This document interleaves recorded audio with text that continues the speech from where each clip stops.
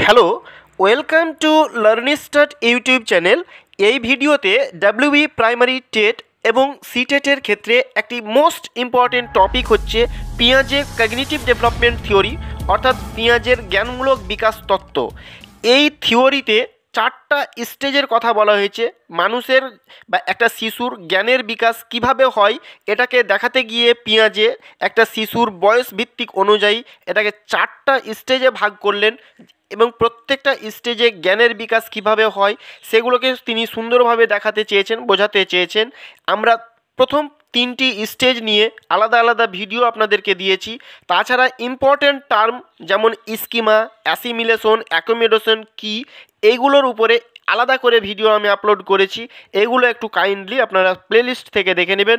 এই থিওরিটি থেকে যেমন কিছু কিছু ইম্পর্ট্যান্ট টার্ম রয়েছে, এই টার্মগুলো আপনাদেরকে অবশ্যই জানতে হবে। যেমন অবজেক্ট পার্মানেন্স কী, এই অর্থাৎ বস্তুর স্থায়িত্ব কী, অ্যানিমিজম কী, এগুলো বা অর্থাৎ সর্বপ্রাণবাদ কী, কোন স্টেজে এইগুলো দেখতে পাওয়া যায়, এই থিওরি থেকে এই সব কিছু টার্মগুলো আপনারা দেখবেন। আমার চ্যানেলের প্রত্যেকটা স্টেজের ভিডিওগুলো দেখবেন। এই স্টেজগুলো বোঝাতে গিয়ে এই টার্মগুলোকে ব্যবহার করা হয়েছে। কোন স্টেজে কোনটা টার্ম সবচাইতে ইম্পর্টেন্ট সেগুলো আপনারা ভিডিওগুলো দেখলে আপনাদের কাছে ক্লিয়ার হয়ে যাবে। ওকে, তো আমি এই ভিডিওতে ফোর্থ স্টেজ অর্থাৎ ফর্মাল অপারেশনাল স্টেজ অর্থাৎ যৌক্তিক সক্রিয়তার স্তর, এই স্টেজটিকে একটু ডিসকাস করব এবং সবচাইতে আমি ইম্পর্টেন্ট যেটা সেটা বলবো আজকে এই টপিকটি থেকে এমসিকিউগুলো। এই এমসিকিউগুলো আপনাদেরকে দেখতে হবে। প্রথমে এমসিকিউগুলো দেখলে আপনি বুঝতে পারবেন না যে এই স্টেজের কী বৈশিষ্ট্যগুলো।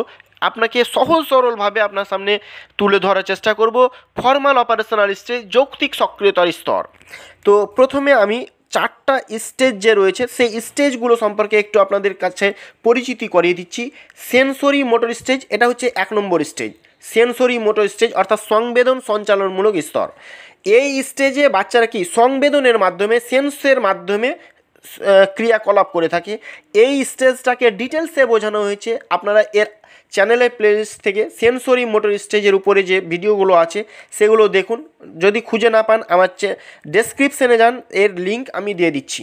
ওকে, এবং এই প্রত্যেকটা টপিকের উপরে যে ইম্পর্টেন্ট এমসিকিউগুলো রয়েছে সেইগুলো চ্যানেলের ডেসক্রিপশনে টেলিগ্রাম গ্রুপে যুক্ত হলে আপনারা এর উপরে এমসিকিউ এর পিডিএফগুলো ফ্রিতে পেয়ে যাবেন।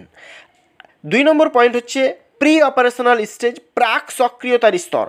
প্রি অপারেশন অর্থাৎ মেন্টাল প্রসেস যে শুরু হলো, হ্যাঁ, লজিক শুরু হয় তার আগের যে স্টেজ, হ্যাঁ, সেটা হচ্ছে প্রি অপারেশনাল। এটা 2 থেকে 7 বছর বয়সী বাচ্চাদের সময়সীমা রয়েছে। এই স্টেজের কি বৈশিষ্ট্য, এখানে কি কি পয়েন্টগুলো আপনাদেরকে মনে রাখতে হবে, এই টপিকটি থেকে, এই স্টেজটা থেকে কি ধরনের এমসিকিউ ফলো করবেন, প্র্যাকটিস করবেন, সেগুলো আমি গ্রুপে ভিডিওর মাধ্যমে দিয়েছি এবং একটাই পিডিএফ আপনাদেরকে দিয়েছি। এখানে 4টা স্টেজের উপরে এবং পেঁয়াজের থিওরিতে আরও যে ইম্পর্টেন্ট টার্মগুলো রয়েছে সেখান থেকে কি কি ধরনের এমসিকিউ হতে পারে একটা পিডিএফে আমি দিয়েছি। আপনারা ওগুলোকে কালেক্ট করে প্রিন্ট আউট করে নিন, দিয়ে পড়াশোনা করুন। আমি আপনাদের জন্যে আরও একটা যেটা হচ্ছে কি যে ফ্রিতে মক টেস্টের ব্যবস্থা করছি, অনলাইন মক টেস্টের ব্যবস্থা করছি। আপনারা চ্যানেলের সাথে যুক্ত থাকুন। আপনি যদি আমার চ্যানেলে এখনও নতুন হয়ে থাকেন, যদি চ্যানেলটিকে সাবস্ক্রাইব এখনও না করে থাকেন তাহলে চ্যানেলটিকে অবশ্যই সাবস্ক্রাইব করে রাখুন। এতে করে আমার গুরুত্বপূর্ণ ভিডিওগুলোর নোটিফিকেশন আপনি খুব সহজেই পাবেন।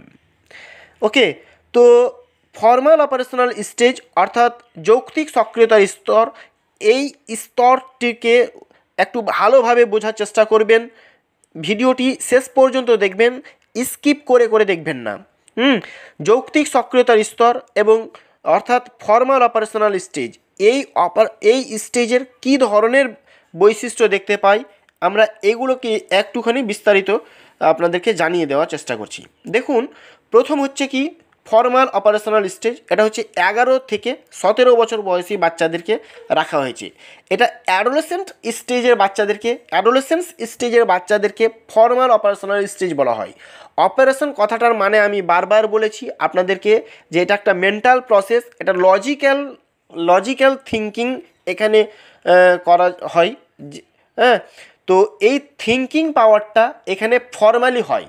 এই জন্য এটাকে ফর্মাল অপারেশনাল বলা হয়েছে, যে 11 বছর বয়সের বাচ্চাদের থেকেই এই স্টেজের বাচ্চাদের ফর্মালি এরা মেন্টাল প্রসেসটাকে ফর্মালিভাবে ব্যবহার করতে পারে। এরা কি করে না, এরা এদের এজ লিমিট আমি বলেছি যে 11 থেকে 17 বা 17 থেকে অ্যাবাব উপরে, হ্যাঁ 11 থেকে যে উপরের বাচ্চাদেরকে, শিশুদের, ছেলে মেয়েদেরকে বলা হয় formal operational stage, adolescence stage বলা হয়।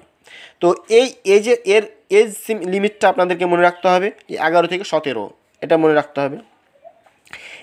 তারপরে আমরা দেখব এটা হচ্ছে অ্যাবস্ট্রাক্ট থিঙ্কিং, অর্থাৎ বিমূর্ত চিন্তা, অমূর্ত চিন্তা। এখানে কোনো কিছু মূর্ত হয় না, হ্যাঁ কোনো কিছু তাদের সামনে, চোখের সামনে থাকে না, যেটা চোখের সামনে না থেকেও সেটার প্রতি ইমাজিন করতে পারা, কল্পনা করা, চিন্তা করতে পারা ইমাজিনের মাধ্যমে, হ্যাঁ কল্পনার মাধ্যমে, এটা হচ্ছে অ্যাবস্ট্রাক্ট। তো এই স্টেজের বাচ্চারা, হ্যাঁ অর্থাৎ 11 বছরের পরের বাচ্চারা কি করে, প্রত্যেকটা জিনিসকে ইমাজিনের মাধ্যমে, বিমূর্ত চিন্তাভাবনার মাধ্যমে, তাদের চোখের সামনে কোনো বিষয়বস্তু না থেকেও তাদেরকে বুঝিয়ে দেওয়া যেতে পারে।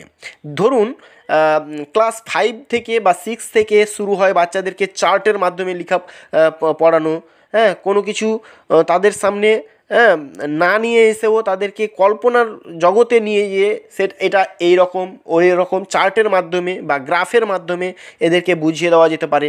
হ্যাঁ তো এই স্টেজের বাচ্চাদেরকে বোঝানো যেতে পারে, কিন্তু তার আগে ক্লাস 1 বা 2 বা 3 এদেরকে চার্টের মাধ্যমে বা গ্রাফের মাধ্যমে এদের ব্যবহার হয় না। তাহলে যদি বলা হয় যে চার্ট বা গ্রাফের মাধ্যমে কোন স্টেজে বাচ্চাদেরকে পড়ানো যেতে পারে, তাহলে আপনি বলবেন ফর্মাল অপারেশনাল স্টেজের মাধ্যমে। ওকে, তাহলে এইগুলো। তারপরে 3 নম্বর হচ্ছে ডিডাকটিভ থিঙ্কিং। ডিডাকটিভ থিঙ্কিং অর্থাৎ যে থিঙ্কিংটা কি, যে থিঙ্কিংটা জন্মের মুহূর্তে পাওয়া যায় না, যেটাকে বলা হয় ইন্ডাকটিভ থিঙ্কিং, সেটা হচ্ছে কি জন্ম মুহূর্তে যে থিঙ্কিংটা পাওয়া যায় বাচ্চাদের থাকে, সেটা হচ্ছে ইন্ডাকটিভ থিঙ্কিং। যেমন এখানে ডিডাকটিভ থিঙ্কিং বলতে যেটা ডাইভার্জেন্ট থিঙ্কিং, যে থিঙ্কিংটা যে চিন্তাভাবনাটা ডাইভার্ট করা যেতে পারে, বিভিন্ন দিকের চিন্তাভাবনা করা যেতে পারে, একটা কথাকে আমি বিভিন্নভাবে ব্যাখ্যা করতে পারা, এটাকে বলা হচ্ছে ডাইভার্জেন্ট থিঙ্কিং বা ডিডাকটিভ থিঙ্কিং। ওকে, আর ইন্ডাকটিভ যেটা পাশাপাশি আমরা জানবো, এটা হচ্ছে কনভার্জেন্ট থিঙ্কিং। ইন্ডাকটিভটাকে কনভার্জেন্ট বলা যেতে পারে এবং ডিডাকটিভকে ডাইভার্জেন্ট থিঙ্কিং বলা যেতে পারে। ডাইভার্জেন্ট থিঙ্কিং হচ্ছে কি নিয়ম থেকে উদাহরণ বিস্তারিত আলোচনা করতে পারা, এবং ইন্ডাকটিভ যেটা হচ্ছে কি না, যেটা উদাহরণ থেকে নিয়মে আসা, সংজ্ঞায় আসা, সংজ্ঞাকে বিস্তারিতভাবে উদাহরণ দিয়ে বুঝিয়ে দেওয়া, এটা হচ্ছে ডিডাকটিভ থিঙ্কিং। এই স্টেজের বাচ্চাদের ডিডাকটিভ পাওয়ার, ডাইভার্জেন্ট পাওয়ার, লজিক্যালি থিঙ্কিং এরা করতে পারে। এই জন্য এই স্টেজে বাচ্চাদের ডিডাকটিভ থিঙ্কিং বলা হয়, পাওয়ারটা গ্রো করে এখানে। এরপর আমরা জানবো এই স্টেজের বাচ্চাদের হাইলি ইম্পর্টেন্ট হচ্ছে হাইপোথেটিক্যাল থিঙ্কিং। হাইপোথেটিক্যাল থিঙ্কিং বা হাইপোথেটিক্যাল ডিডাকটিভ থিঙ্কিং বা ডিডাকটিভ লজিক বলা যেতে পারে। না, হাইপোথেটিক্যাল থিঙ্কিং মানে কি? হাইপোথেটিক্যাল থিঙ্কিং হচ্ছে আনুমানিক চিন্তা করা, হ্যাঁ আনুমানিক মানে অনুমিতির উপরে একটা আইডিয়ার মাধ্যমে, হ্যাঁ আইডিয়া করে নিতে পারে, কিন্তু এগুলো সব কিছু লজিকের মাধ্যমে, লজিক থাকে, প্রত্যেকটার পেছনে লজিক থাকে এবং এরা সায়েন্টিফিক মেথড ব্যবহার করতে পারে। এই স্টেজের বাচ্চারা কি সায়েন্টিফিক ওয়েতে, সায়েন্টিফিক মেথড ব্যবহার করে থাকে। ধরুন এই স্টেজে বাচ্চারা যদি কোথাও ধোঁয়া দেখলো, আগুনের ধোঁয়া দেখলো, তাহলে তারা মনে করে, হ্যাঁ এই স্টেজে বাচ্চারা বলতে পারে যে হয় কোথাও আগুন লেগেছে, অথবা কোথাও পূজার্চনা চলছে সেই জন্য ধোঁয়াটা দেখা যাচ্ছে, অথবা মশা মারার জন্য কোথাও আগুন ধরিয়েছে বলে এরা এই ধরনের চিন্তা করা, এইগুলোকে বলা হয় হাইপোথেটিক্যাল থিঙ্কিং। যেমন আমরা যদি স্যার আইজ্যাক নিউটনের কথা বলি, যে তিনি একটা আপেল পড়তে দেখলেন এবং আপেল পড়তে দেখে তিনি ভাবলেন যে এটা কেন উপরে গেল না, বা ডানে বা বামে কেন গেল না, কেন নিচে এলো, হ্যাঁ এই যে এটাকে বলা হয় ডিডাকটিভ থিঙ্কিং, ডিডাকটিভ লজিক পাওয়ার, হ্যাঁ এটা হাইপোথেটিকো ডিডাকটিভ লজিক বলা যেতে পারে। তো এই ধরনের পাওয়ারগুলো, এই ধরনের লজিক্যাল থিঙ্কিংগুলো এই স্টেজের বাচ্চাদের মধ্যে আমরা দেখে থাকি। তারপরে যেটা হচ্ছে ইগোসেন্ট্রিজম। অ্যাডোলেসেন্ট স্টেজের ইগোসেন্ট্রিজম একটু আলাদা জিনিস। এই স্টেজের বাচ্চারাকে ভাবে যে আমাকে দেখে কে কী ভাবলো, আমাকে দেখে কে কি ভাবছে, কে কি মনে করছে, এই স্টেজের বাচ্চারা সব সময় ইগোসেন্ট্রিজম হয়। তারা ভাবে এই স্টেজের বাচ্চারা ভাবে যে আমি হচ্ছি এই দুনিয়ার মূল কেন্দ্র। We are the centre of the world, আমি হচ্ছি এই স্টেজের, এই দুনিয়ার মূল কেন্দ্র। আচ্ছা ধরুন এখানে ধরুন চাইল্ডহুডের একটা বাচ্চা, তারপরে ধরুন এখানে অ্যাডোলেসেন্টের একটা বাচ্চা, এবং এই দিকে ওল্ড স্টেজের একটা লোককে নিলাম। ধরুন এখানে 3 ধরনের লোককে নেওয়া হলো, এবং এই 3 ধরনের লোক একবার একটা জামা কাপড় পরে উল্টো পাকে, হ্যাঁ, উল্টোভাবে শার্ট পরে বাইরে গেলেন। এই 3 ধরনের লোক বাইরে গেলেন, এবং বাইরে থেকে ঘুরে যখন বাড়ি আসলেন এই 3 ধরনের লোক, এবং আপনি যখন তাদেরকে বললেন যে তারা জামা কাপড়গুলো উল্টো করে পরে গিয়েছিলেন, তখন আমরা দেখব যে চাইল্ডহুডের বাচ্চাগুলো এবং ওল্ড এজের যে লোকগুলো রয়েছে তারা কিন্তু কিছু মনে না করে ছেড়ে দেয় ব্যাপারটা। কিন্তু অ্যাডোলেসেন্স স্টেজের বাচ্চারা ভাবে, বা ছেলে মেয়েগুলো ভাবে যে আচ্ছা আমি এই যে উল্টো ড্রেস, উল্টোভাবে যে পোশাকগুলো জামা কাপড়গুলো পরে গিয়েছিলাম, এতে আমাকে দেখে কে কী ভাবলো সে এখানে চিন্তা করে। ইমাজিনের মাধ্যমে, অ্যাবস্ট্রাক্টের মাধ্যমে এরা চিন্তা করতে শুরু করে, ভাবতে শুরু করে যে আমাকে দেখে কে কী ভাবলো। হ্যাঁ, যেমন হয়তো কোথাও সে দাঁড়িয়ে চুল ঠিক করে, বা জামা কাপড়টাকে সে ঠিক করে, জামা কাপড়গুলো ঠিকঠাক আছে কি না, কোথাও দাঁড়িয়ে ঠিক করে, চুল ঠিক করে, হ্যাঁ, ড্রেসটাকে ঠিক করে, এই রকম করে মানে ভাবে যে আমাকে হয়তো কেউ দেখছে, কেউ কী নিয়ে ভাবছে। এই স্টেজের বাচ্চারা, এই স্টেজের ছেলে মেয়েগুলো এইগুলোকে ভাবতে থাকে। এইগুলো হচ্ছে কি ইগোসেন্ট্রিজম, হ্যাঁ, অ্যাডোলেসেন্স স্টেজের ইগোসেন্ট্রিজম বলা যেতে পারে। তো আপনাদেরকে বলবো চ্যানেলের সাথে যুক্ত থাকুন, চ্যানেলটিকে সাবস্ক্রাইব করে রাখুন। প্রত্যেকটা টপিককে বিস্তারিতভাবে আলোচনা করে দেওয়া হবে। চ্যানেলের সাথে যুক্ত থাকলে আপনারা এরকম গুরুত্বপূর্ণ ভিডিওগুলো পাবেন, এবং তখনই পাবেন যদি আমার চ্যানেলটাকে সাবস্ক্রাইব করে রাখেন। তাহলে আমার চ্যানেলের ভিডিওগুলো আপলোডের সাথে সাথে আপনি আমার চ্যানেলের ভিডিওর নোটিফিকেশনগুলো খুব পেয়ে যাবেন। ভিডিওগুলো যদি আপনাদেরকে ভালো লাগে অবশ্যই একটা লাইক করবেন, এতে করে ভিডিও বানাতে আমি মোটিভেট হই। এইবারে এই টপিকটি থেকে, এই স্টেজটা থেকে কী ধরনের এমসিকিউ আপনারা দেখবেন, কয়েকটা এমসিকিউ আপনাদেরকে তুলে ধরছি আপনাদের সামনে। 1 নম্বর প্রশ্ন হচ্ছে, পিঁয়াজের মতে জ্ঞানীয় বিকাশের চূড়ান্ত পর্যায় কোনটি? চূড়ান্ত পর্যায় বা লাস্ট স্টেজ কোনটাকে বলা হয়? 1 number sensory motor stage, 2 number formal operational stage, নাকি 3 নম্বর প্রি অপারেশনাল স্টেজ, নাকি ডি কংক্রিট অপারেশনাল স্টেজ? তো এর সঠিক উত্তর হবে option B, formal operational stage. তাহলে এগুলোকে আপনাকে জানতে হবে। 1 নম্বরে বলা হচ্ছে সেন্সরি মোটর স্টেজ, 2 নম্বরে প্রি অপারেশনাল স্টেজ, 3 নম্বরে কংক্রিট অপারেশনাল স্টেজ, এবং 4 নম্বরে হচ্ছে ফর্মাল অপারেশনাল স্টেজ। এই ফর্মাল অপারেশনাল স্টেজ অর্থাৎ এটাকেই বলা হয় চূড়ান্ত পর্যায়, লাস্ট স্টেজ। ওকে, তো এগুলো আপনাকে ভালোভাবে মনে রাখতে হবে, এগুলোর বয়স সীমা কত, এবং আপনাদেরকে আরও একবার বলবো প্রত্যেকটা স্টেজের কী কী বৈশিষ্ট্যগুলো রয়েছে চোখের সামনে সবসময় রাখার চেষ্টা করুন। এগুলোকে স্ক্রিনশট করবেন অথবা খাতায় নোট করবেন, তাহলেই হবে।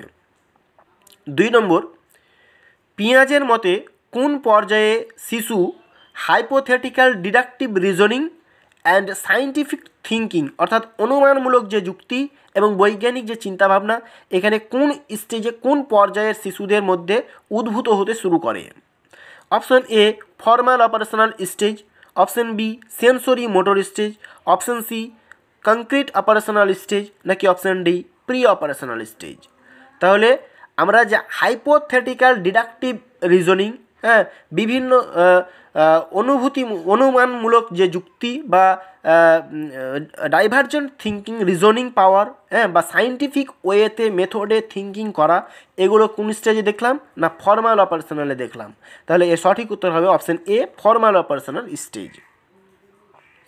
এরপরে 3 নম্বর প্রশ্ন দেখব, নিচের কোন বৈশিষ্ট্যটি যৌক্তিক সক্রিয়তার স্তরে বা ফর্মাল অপারেশনাল স্টেজে দেখতে পাওয়া যায়?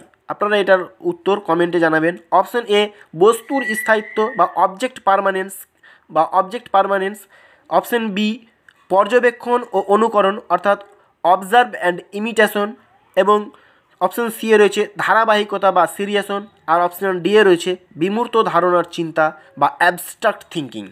প্রত্যেকটা পয়েন্টকে আলাদা আলাদা ভিডিওতে আপনাদেরকে বোঝাবার চেষ্টা করেছি, বুঝিয়ে দেওয়া হয়েছে। যদি বুঝতে না পারেন কমেন্টে জানাবেন অথবা টেলিগ্রাম গ্রুপে জানাবেন, আমি ভয়েস করে আবার বলে দেবো। হ্যাঁ, তো এগুলো ভালোভাবে জানবেন, ভালোভাবে বোঝার চেষ্টা করুন। এর সঠিক উত্তর কী হবে আপনারা কমেন্টে জানান। এরপরে 4 নম্বর প্রশ্ন আমরা দেখব, অ্যাডোলেসেন্স স্টেজ কোন পর্যায়ের ছেলে মেয়েদের বলা হয়?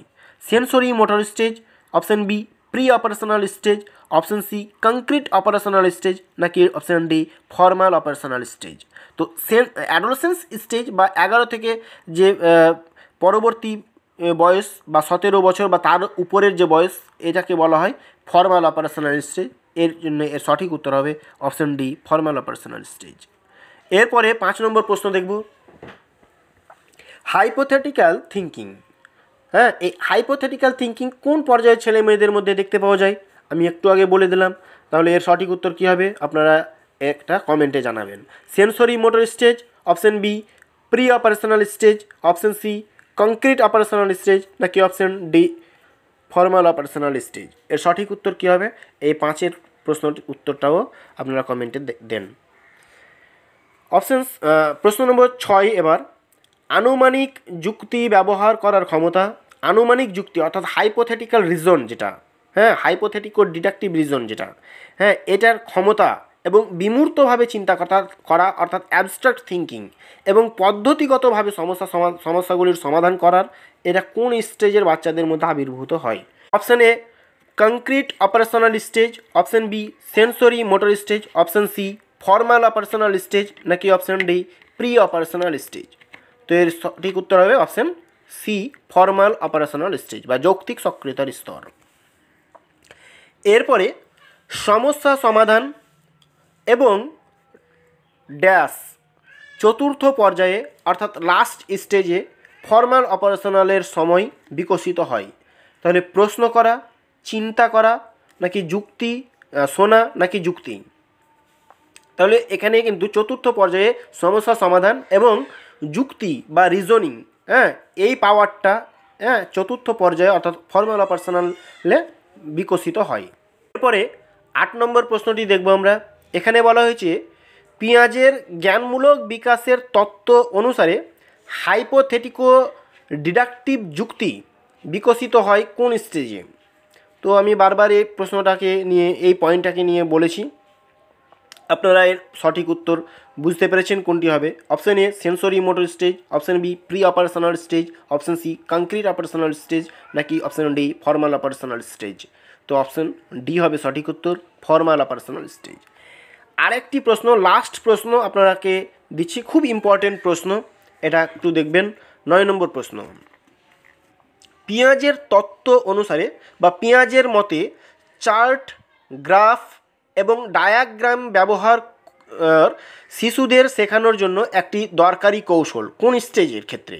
কোন স্টেজে বাচ্চাদেরকে চার্ট, গ্রাফ এবং ডায়াগ্রাম শেখানো হয়? তো sensory motor stage, option B pre operational stage, নাকি option D C concrete operational stage, আর অপশন ডি এ রয়েছে ফর্মাল অপারেশনাল স্টেজ। তো এর সঠিক উত্তর হবে option D formal operational stage. তো এই ধরনের ভিডিওগুলো আসবে প্রত্যেকটা টপিকের উপরে, সিডিপি, ইভিএস এবং ম্যাথমেটিক্সের উপরে প্রত্যেকটা টপিকের উপরে ভিডিও দেব এবং একদম ফ্রিতে প্রত্যেকটা টপিকের উপরে, প্রত্যেকটা সাবজেক্টের প্রত্যেকটা টপিকের উপরে আলাদা আলাদা এমসিকিউ এর পিডিএফ আপনাদেরকে ফ্রিতে দেব। চ্যানেলের ডেসক্রিপশন থেকে হোয়াটসঅ্যাপ এবং টেলিগ্রাম গ্রুপে যুক্ত হন। চ্যানেলে যদি আপনি নতুন থাকেন, এখনও সাবস্ক্রাইব না করে থাকেন, তাহলে চ্যানেলটিকে সাবস্ক্রাইব করে পাশের বেল বাটনটিকে অন করে রাখবেন। Thanks for watching, best of luck.